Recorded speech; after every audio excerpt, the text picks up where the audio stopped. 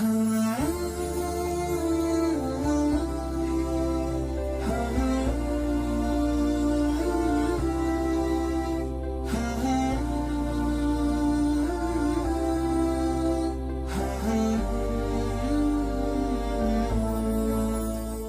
мусулман бир тууган, Рамазан эң чоң соопторду иштей турган сезон.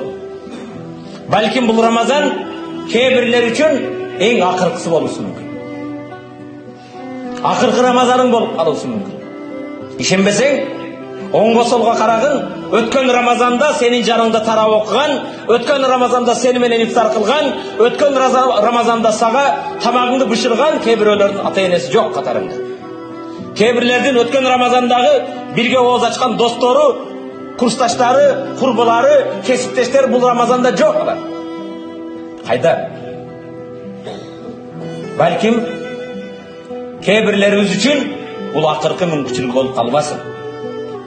Келгиле урматтуу мусулман бир тууган. Рамазан айында Аллах Таала фарз кылган орозону кармайлы.